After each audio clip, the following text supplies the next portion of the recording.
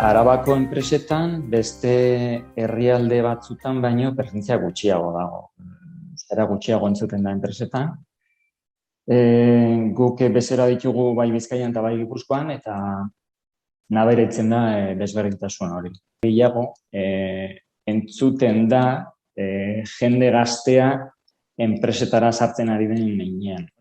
Horre izan dezakegu guk desabantaila bat ikusiz gazte jenteak bere goi mailako ikasketak euskeraz egiten dituenak nahi badu jarraitzea euskararekin bere lan munduan, Aldabaneko herrialdeetan errezago daukaten hemen baino. Eta nik animatuko nituzke zuzendariak edo bai euskara taldeak edo, uste esatela aukera bat bezala talentua hemen gelditu da.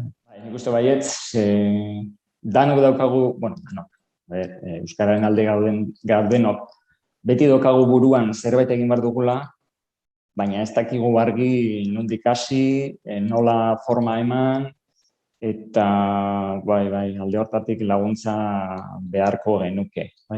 Hor badago alde romantiko bat, esan dezakeguna, badaukagula altxor bat, euskara dela, ez dakik noizkoa den, baina alde pragmatiko batetik ere, enpresa moduan, konturatu gara, erosle euskaldunak asko estimatzen duela bere hizkuntzan tratatzea, eta hori abantaila bat izan daiteke. Bezeren aldetik konturatzen dira gure dokumentu batzuetan euskara gertzen dela, gure ofertak orain eskaintzak ere euskeraz jaltzen ditugula, gure komunikazioa euskera denean ere estimatzen dute.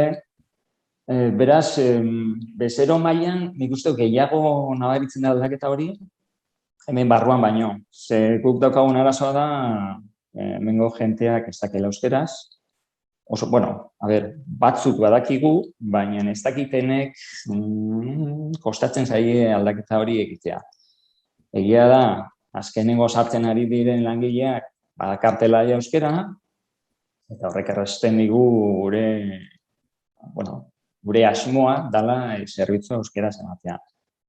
Eta, gutxinaka hemen gure dendan entzuten da euskera gehiago.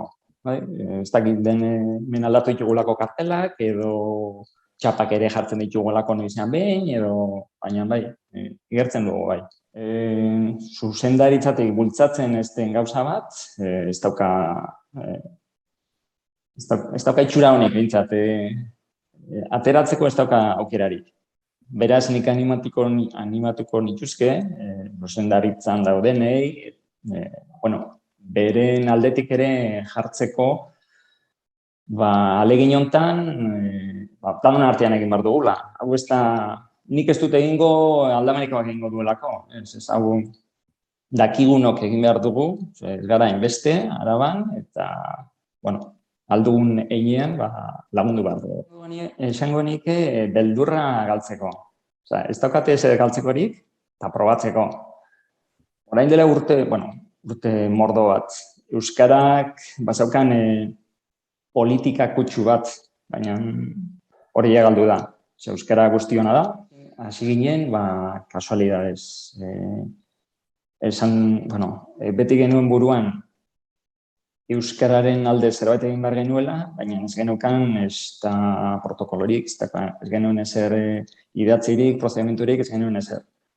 Eta duela urte batzuk, agertu nintzen ni Lazarragasari batzutan, eta ezagun batzuen bitartez, bai euskari ezagutu nuen, handik hilabete batzuetara pilotaje baten proposamena heldu zitzaigun, eta daramatzakoia 3-4 bat urte, bai euskararekin lanean, eta, esan behar da, ez dela oso lan gogorra, baina da gutxinaka denboran zehar egin behar den zerbait.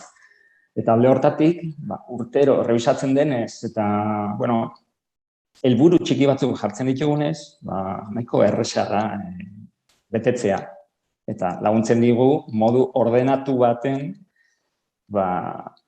hobetzen. Hemengo langileek euskara hitz egitea.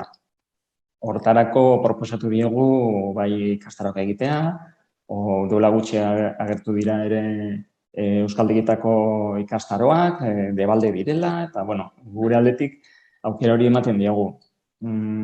Ez da erresa izango, agian luzerako izango da, asmo hau, baina gure helburua da zerbitzua hemen sartzen den edonorri euskaraz egitea. Ulertzea, bentsat.